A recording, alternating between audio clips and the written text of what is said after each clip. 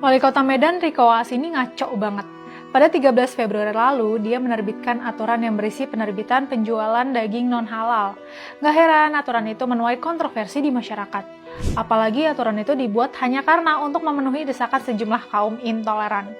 Jadi pada Januari 2026, beberapa warga muslim dari Kecamatan Medan Kota, Medan Amplas, dan Medan Denai mengirimkan surat ke wali kota. Mereka mengeluhkan keberadaan lapak daging babi yang dianggap tumbuh tanpa pengaturan jelas dan menimbulkan keresahan. Desakan semakin menguat ketika sejumlah ormas Islam dan Badan Kemakmuran Masjid atau BKM menggelar pertemuan pada 12 Februari 2026. Dalam forum itu, mereka memberi ultimatum ke wali kota Medan untuk menertibkan lapak daging babi dalam waktu 3 hari. Mereka mengancam akan menggelar aksi jika pemerintah daerah tidak segera mengambil langkah nyata. Forum Umat Islam atau FUI Sumatera Utara bahkan terang-terangan menyatakan siap turun ke jalan jika tuntutan mereka tidak dipenuhi. Nah, karena desakan itulah Riko menerbitkan surat edaran yang isinya menertibkan penjualan daging non-halal di pinggir jalan. Nah, para pedagang dan konsumen daging babi menyatakan keberatan keras atas penertiban itu.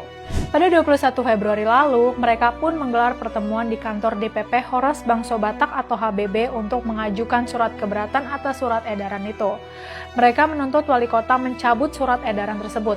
Mereka juga mengancam akan menggelar aksi ke kantor wali kota dan DPRD Kota Medan apabila tuntutan itu nggak dipenuhi. Ketua Umum DPP HBB Lamsiang Sitompul SHMH menyebut surat edaran itu justru memicu suasana panas di tengah masyarakat yang sebelumnya aman dan kondusif. Lamsiang juga mempertanyakan aspek diskriminasi dalam kebijakan ini. Menurutnya, pedagang ikan hidup dan pedagang ayam yang juga berjualan di bahu jalan dan berpotensi mencemari lingkungan tidak ikut ditertibkan.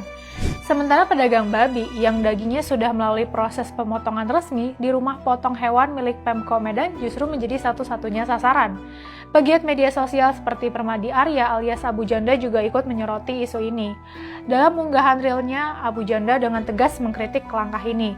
Dia mempertanyakan kenapa warga pendatang yang mayoritas muslim ingin menghapus tradisi lokal yang udah lama ada di Medan.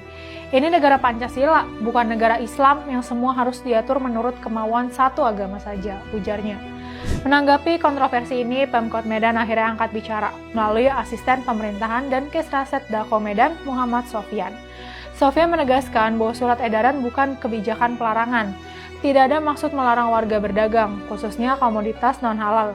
Ini murni penataan agar lebih tertib dan tidak menimbulkan gesekan sosial, tegasnya. Pemkot menilai praktik penjualan di trotoar, badan jalan, dan ruang terbuka menimbulkan masalah kebersihan, pencemaran lingkungan, dan potensi konflik sosial. Makanya, penjualan diwajibkan dilakukan di kos permanen atau area pasar yang sudah ditentukan pemerintah. Sebagai solusi konkret, Pemkot menyiapkan lokasi khusus di Pasar Petisa dan Pasar Sambu. Gak cuma itu, pemerintah bahkan memberikan pembebasan retribusi selama 1 tahun. Langkah penertiban memang perlu dilakukan, tapi mestinya penertiban gak hanya menyasar daging non-halal dong. Kalau itu yang dilakukan, jelas itu bentuk diskriminasi.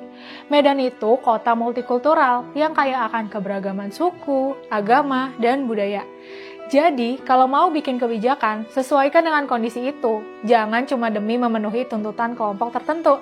Tegakkan aturan, stop diskriminasi.